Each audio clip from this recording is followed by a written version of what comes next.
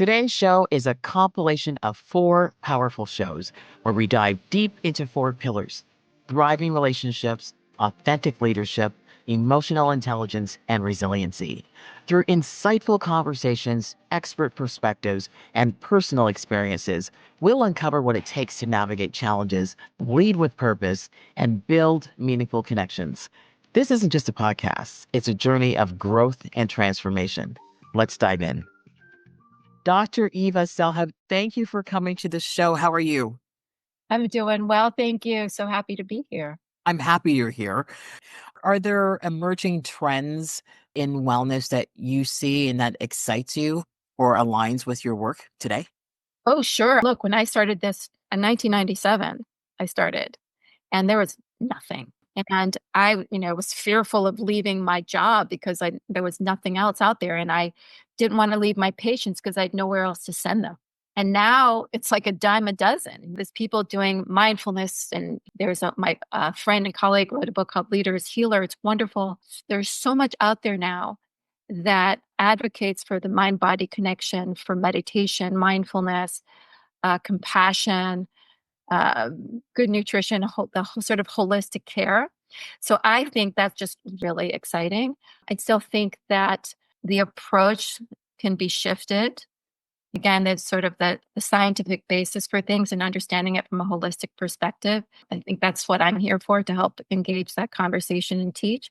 But it's really exciting. It's very exciting. And if you could assign a single habit or practice as a prescription, I'll say, for happiness, what would it be and why? I would say probably gratitude. I would say gratitude. Why? If people wanted to be healthy, they would be. So it's not really what people want. People want to be happy. And in our search for happy, we become unhealthy because we think that our happiness is going to come outside of us. Yeah. We're in constant search of, oh, if I do this, then I'll be happy. If I make $1 billion, then I'll be happy. If I get married and have 2 kids, then I'll be happy. If I lose 30 pounds, then I'll be happy. And so what happens is your brain says that if I don't have those things, I'm going to die, and puts you in fight or flight, which puts you in the maladaptive coping behaviors, which is why diets never work. And you just find yourself on this hamster wheel and not happy. So if I just take a pause and become grateful for all that I am and all that I have, that understand that my value comes because I exist, not because of some external means, then I access happiness. Because the happiness is like a state. It's like the air that I breathe. It's already there. Yeah. But if I keep chasing it, it's never going to be enough. But if I access it as I already have it, and I can do that through that state of gratitude, I'm so lucky. So is gratitude the one untapped resource within our lives that could truly transform our lives? Absolutely. It's the notion that I am perfect as I am. My life doesn't mean life can't change. Doesn't mean non-action. It just means that that the locus from which I act is from here, not from here. It's not outside of me. That I am valuable and valued, and I'm lovable and I'm grateful, and I'm achieving success. As opposed to I'm only going to be those things if I achieve success. So it's really what gratitude does for us. Not gratitude itself, it's what it does for us. It brings that locus of control back inside. It brings that knowing of our value and our value system. Our core gets us realigned with our core values so that we're functioning from those core values than outside of them. Yes, true. My final question to you, Dr. Eva, and honestly, when you're speaking, I'm grateful that you're here.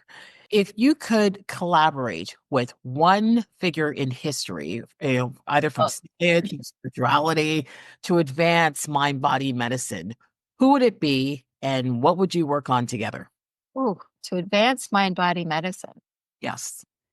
You know, I probably want to talk to Descartes because he sort of was the one that split the mind and body up and said that they were separate. Need to go back in time and say, let's have a talk about that. Yeah. Let me show you the science today and see how they're not separate. Because we have mental health is separate from physical health, and they're not separate. And they're not separate from spirituality, from our spiritual health. And they're not separate from our professional health. and they're not separate from our relationship health, that everything is interconnected as we are landscapes of nature, with nothing in nature is separate. So I would want to have that conversation. And so we would shift the course of history. You definitely would. And I said it was my last question. Sorry. I meant that was my second last question because now I have another question. Why do you think most Western doctors don't or aren't receptive to mind, body, spirituality, healing? It's a good question, and something that we approached when I worked at the Institute. That was one of our missions. And the truth of the matter is they just don't know. So when they're taught stress physiology and the clinical application of physiology, they buy in. They just don't understand it from a scientific perspective. It's not what we're taught. We're not taught in medical school, but once they're taught, they go, oh, yeah, that makes perfect sense because it's really logical. So I think a lot of it is also how we approach Western medicine, allopathic doctors. The problem with the way it's been approached in the past, which is a problem usually also when I'm working in the executive world, is that we look at something else as not having as much value as what we have. So alternative medicine people will say, oh, well, Western medicine sucks. And Western medicine will look at alternative medicine and say, well, it's not founded. It sucks. Where the truth is there's the value in all things. And how can we find that value and create integration where we can then create some type of precision for each individual, which is what we call precision medicine, and use the science and also use what wisdom traditions have advocated for thousands of years, bring them together to empower the body to heal itself, to empower individuals to flourish in life. And so, I think having those types of conversations are very different than the ones that have happened before, which is, trying to shove things down people's throats when they're like, we're stressed enough as it is. And people are more knowledgeable today than ever before, right? And they want alternatives. They want alternative medicine. They want to try something other than prescription medication being shoved down their throats as well. So, well, I think remembering that everyone's doing their best given what they got, but there's so much more for us to know, and that Western medicine is a Band-Aid. It's not going to cure you. You have the ability to do that, but not through Western medicine. Western medicine is a Band-Aid. It's, if I'm bleeding, then I need to put a Band-Aid on. And if I break my leg, I need it reset.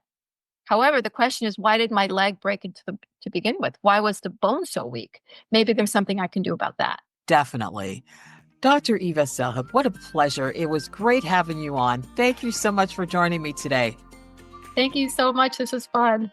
It was fun. It was great. Thank you. What, Sean and Michelle Cannon, welcome to the show. So happy to have both of you. Thank you. We're excited to be here. Yeah.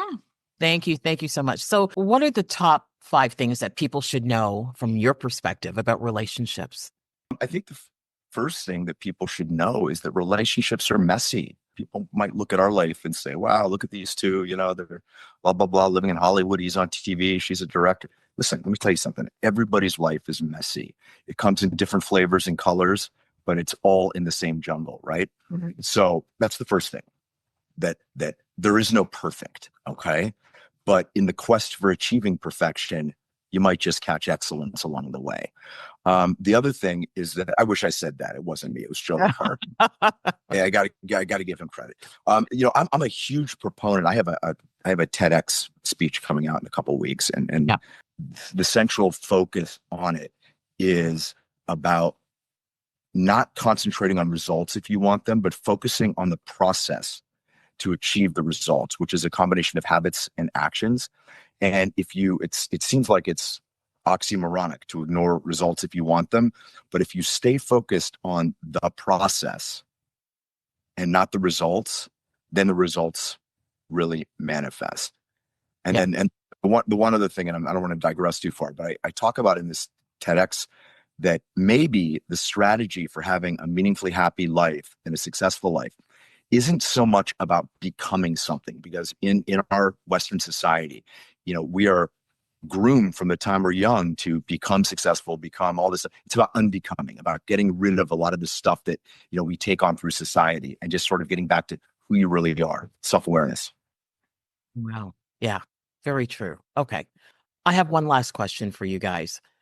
If you could give couples just one piece of advice today to strengthen their relationships today, because a lot of people It's around Christmas time, and a lot of people are stressed around this time.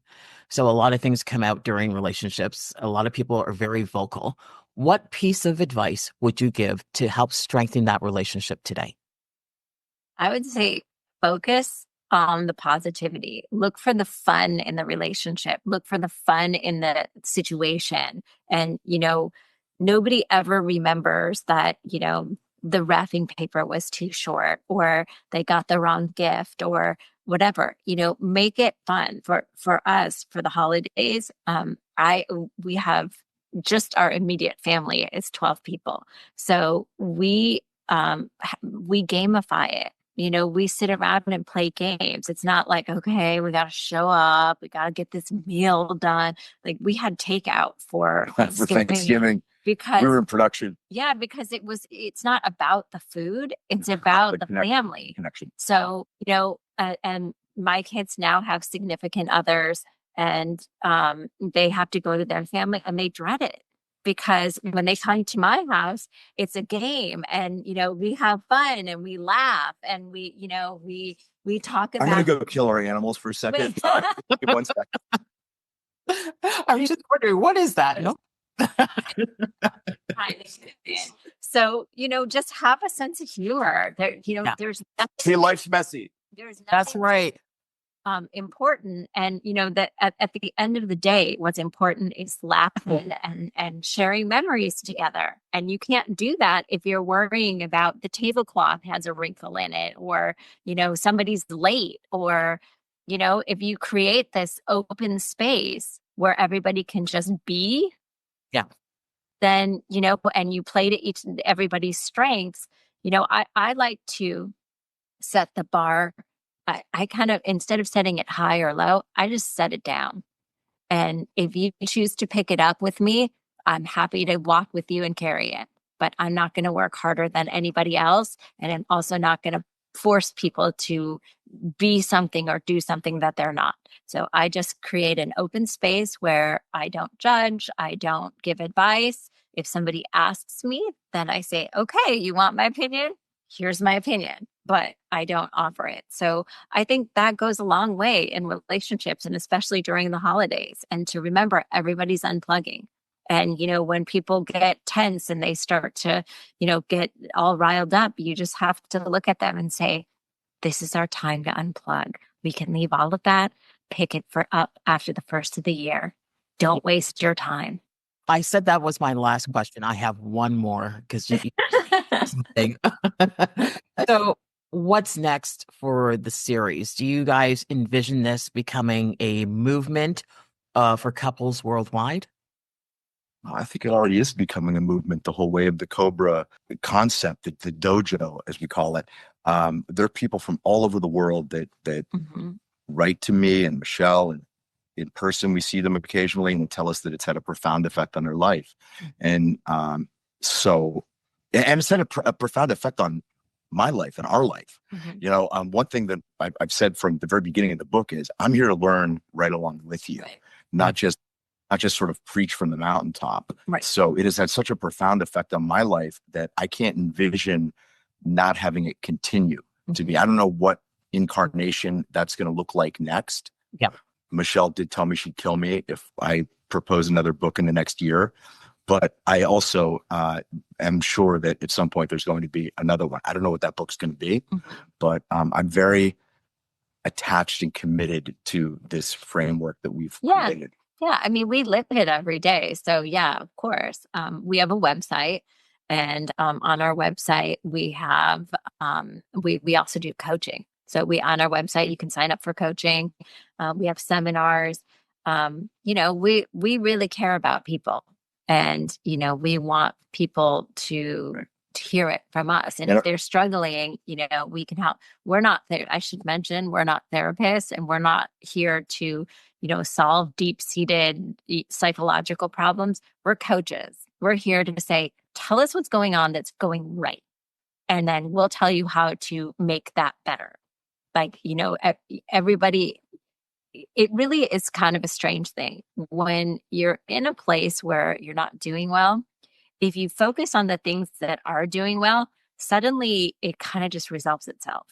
And, yeah, there's money problems and whatever, but for some reason, everybody that's come to us and said, oh, we're having money problems and we're like, what do you have right? Well, I love my wife. Okay, great. So let's focus on that. And then suddenly they become this sunny disposition. And like a month later, they're like, I got a raise. It's so crazy. I It's wasn't the law of expecting vibration. it, It is. It's funny how things just work out. The universe has a way of working. Listen, Yes, absolutely. Michelle and Sean, I want to thank you, first of all, for your authenticity. It comes right through. And I'm sure that this interview will benefit many, many listeners and people who are watching around the world. Thank you so much for being here today. thank you, Jackie. We appreciate it. And please go get the book. It's not because we need the money and we're trying to hawk books. It'll help you. Trust me. On Amazon, you can get it at waythecobra.com. Absolutely. Absolutely. Thank you so much. Thanks, Jackie. Take care of yourself. You too. Candace Ramsey, thank you for being on the show today. How are you? I'm great. Thank you so much for having me. Oh, I'm so glad that you're here. So how do you hope that your work will help empower some of your clients and their long-term visions? Jackie, I am on a mission to increase the world's self-awareness so that we can have more love, more harmony, and more satisfaction in our lives.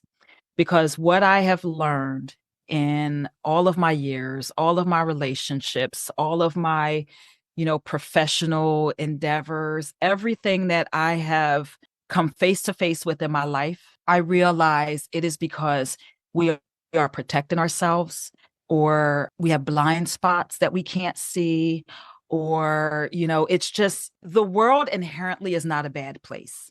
Yeah. And the people in the world are inherently not bad people.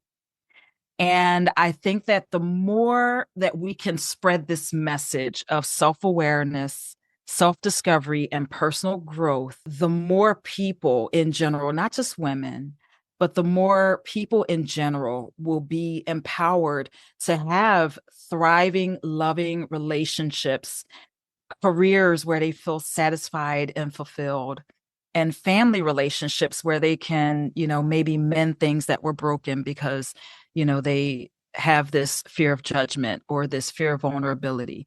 And so I'm glad that you asked that. And I really do hope that my work makes this ripple effect impact that I'm trying to make. And I just want to empower people worldwide to love themselves and others just a little bit more. Well, I think it will. But you've opened up another question for me, especially Sure. what's happened, in the United States in the last 3 or 4 months. I just want to talk about diversity and inclusion for a second. Yeah. What role does diversity and inclusion play in your coaching approach? So in the approach, there's not a piece of my framework that speaks to diversity and inclusion. But me being a Black woman coach and also a therapist who is culturally informed, I bring that into my work. I just bring it into my everyday work, particularly in areas where culture plays a huge impact. Yes. Because not every client I work with does culture play a huge impact in some of their behaviors. But there are other individuals, and I will speak for myself being a Black woman, culture does play a huge role in, the lives of a Black woman and a Black male. And so when I am working with individuals who require that level of insight or that level of questioning, I bring that into my work. So then, speaking about culture, how do you think organizations can foster a culture of self-mastery among employees? The first thing is they have to lead by example. And I've been a corporate consultant for a long time, and I can tell you, and I've all the levels, Jackie, from, a basic everyday worker to a middle manager to, a senior level.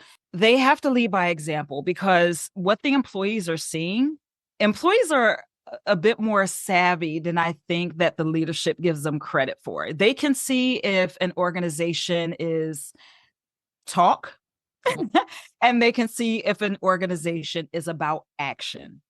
And so it really, really starts at the top of delivering the message that we really value a culture of diversity.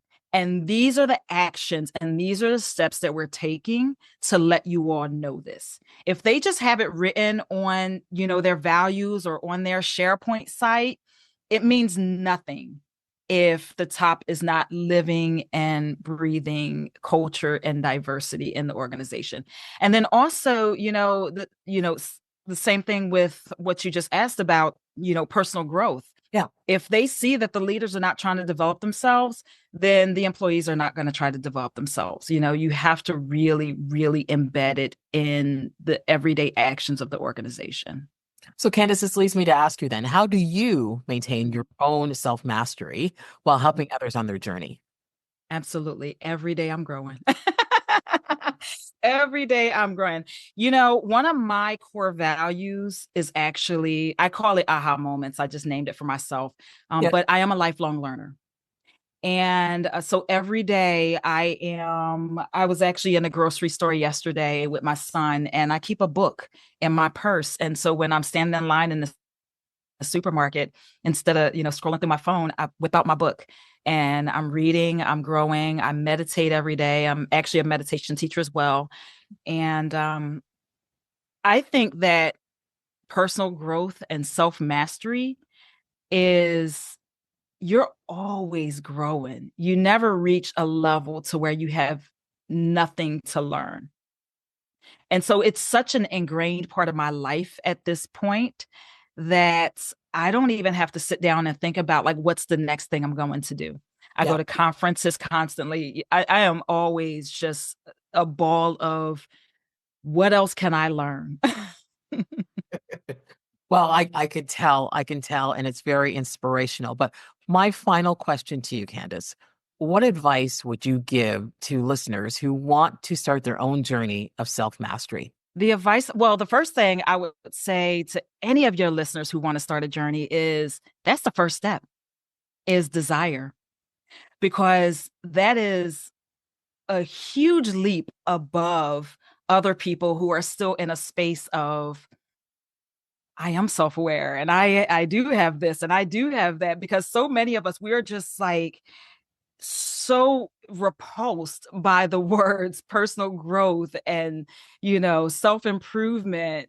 I did a survey one day, and one of the responses on my survey was actually kind of the vomit emoji. When I asked them about self-improvement, that was the response on the survey. And so there are people in the world who really are just repulsed by the idea of personal growth. And so if you want to start that journey, first, I'm going to congratulate you. And then I'll say, start wherever you are. If you're ready to work with somebody, do some research, reach out. You can always reach out to me, Candace at mahoganykc.com.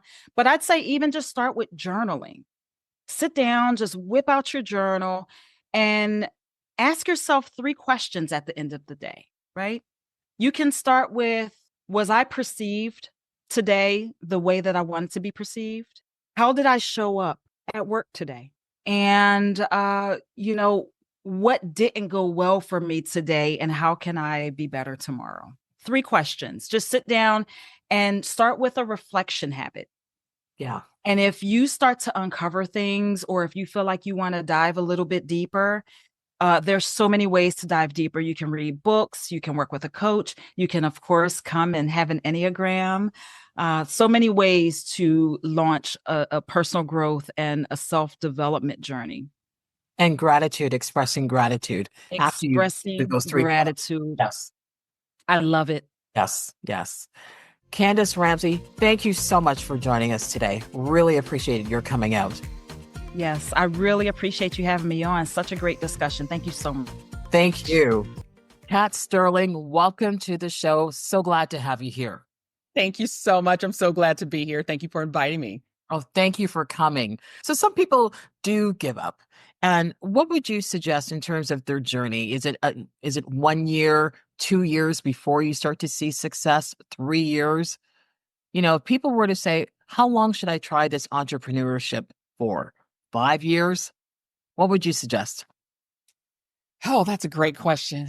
Because there is a point where you say, you know what, this just isn't working out. Yeah. Or this isn't gonna go right. I would say before you get into it, number one, this is the first thing. Before you jump out there, like I said before, make sure this is in alignment with whatever God's plan is for you, right? Make sure it's in alignment. Because if it's not in his will and it's not in alignment, you and I know this. If it's not in alignment with him, it's not gonna work out anyway.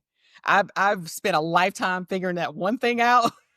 And I'm like, man, my life would have been so much easier if I would have figured this out in my 20s. But we want to resist that. But you can't circumvent the process. If it's not in his will, it is not going to work out. So that's why I pray about everything that I do. I pray about every venture that I do. I'm not trying to be spiritual or preachy, but it's Yeah. just a fact. It is just a fact. I've learned this over my 44 years. If it's not in his will, it is not going to happen. Or it could happen, but it's not gonna go the way you thought it was gonna go. So you need to pray about every business plan, everything that you have going on. You need to pray about even if it's a promotion. I don't care if it's not if you don't want to be an entrepreneur. Yeah. Pray about it and make sure it's in alignment with his will. I would also say if you are having issues and you are in business for yourself, I would get somebody to reevaluate my plan, see if it can be salvaged, see if something can be salvaged from my business, because it's just a horrible thing to close up shop. But if it's not working after a certain period of time, maybe a year, maybe it's 2 years. It depends on how your finances look. You may have an investor that's willing to go the distance with you. It just depends. Everybody's situation looks different. But I would, if you're struggling, I would get somebody to help me reevaluate. Like I said, get somebody smarter than you. You don't have to do everything. Get somebody that's smarter than you to help you reevaluate your plan and see if you can pivot. Because we pivoted so many times. And being an investor, you have to be able to pivot to Yes. whatever your market is. You got to be able to pivot. If you're just stuck in your way, you're gonna fail. Right. Now you're gonna fail, right? Right. You have to adapt. You have to adapt. You have to. You Yes. have to. You just don't know what's going to happen. The market may shift. Your customer base may change. You just don't know. And so, or if you bring on somebody else that can give you insight, they could say, hey, what about this platform? Have you ever thought about selling here? I can help market that. Whatever that is, you got to be able to bring somebody in to help you pivot if it's not going well. And sometimes you got to look at whatever you're selling and say, maybe there's not a market for it. There couldn't be. I don't know. Because sometimes there are products out there. It's like, there's not a market for that. It's a great idea, but there's not really a market for that. Or the market is very, very small. So it's very hard it's a niche market. So you got to get that niche crowd that's going to buy that thing. So yeah, it's just different for every circumstance. So let's talk about your products for a second. What's your favorite product that you developed or co-developed or struggled with that you thought would really be beneficial for everyone? I know you created many products, but Yes. what's your favorite? My favorite is our mushroom coffee. I love our mushroom coffee. I think it's amazing. One of the things that we saw in the market was that some of the mushroom coffees out there, the taste was not good. That was some of the complaints. And I've tried them too. And I was like, I can't drink this. I want the benefits of the mushrooms, but I just can't drink this. This is not going to work. And so we've solved for taste. We have 6 functional mushrooms in our coffee. You don't see, taste, or smell them. And our coffees are premium and they are fabulous. So that's my favorite product that everybody's going to love. It's good for your health. It's less caffeine. Yeah. And the mushrooms give it so much benefit. It's awesome. Yeah, in terms of the health, absolutely. Yeah. Absolutely it does. What other products? Because I see products behind you. Yeah, I'm sorry. This is our little home office. This is where we kind of do everything. So this is our little home office. So we have a liquid vitamin. This is our liquid vitamin. It's called Vibe Liquid Vitamin. Vibe is an acronym for vitamins in a bottle, and it has 17 plus vitamins, nutrients, and minerals. And so if you're 40 plus, it's good for everybody. My kids take it, but if you're 40 plus, you know how it is. Yeah. When I say I was taking probably $300 worth of pills and supplements every month. Yes. Right? Not just that's just the cost. It's the amount of supplements you're taking every day. Yes. And I just couldn't. I was like, I can't physically take these pills anymore. Yeah. I was like, I can't do it anymore. So that's why we came up with the liquid vitamin. So it's going to give you everything you need. You don't have to take 1,000 pills. It's got everything in it. So it is amazing and it tastes great. I give it to my kids and it works. It works. It really works. And then we have our detox, which is like, that's our number one selling product. Kayav. Kayav is a Hmong word that means to evacuate. So it is going to evacuate you. But it tastes amazing. It tastes like mango. It is amazing. And it is going crazy right now because people are loving it because it does what it's supposed to do. So is So, that yeah. a product that you take while you're at home all day long? No, well, everybody's different. I take Right. mine at the gym. So by the time I get home, I'm ready to go. Yeah. But, it just works differently on different people. Some people take it overnight. Some people, they take it before they go to bed or whatever. So I'll be up in the middle of the night going to the bathroom and I can't, I don't want it to interrupt my sleep, but it's not harsh. That's the thing. It's a lot of detoxes are harsh. It's not a harsh detox. It's a gentle purge and it tastes amazing. And you're going to get a purge. You're going to be like, oh my gosh, I can't believe I had that much stuff in my system. Like seriously. Oh, wow.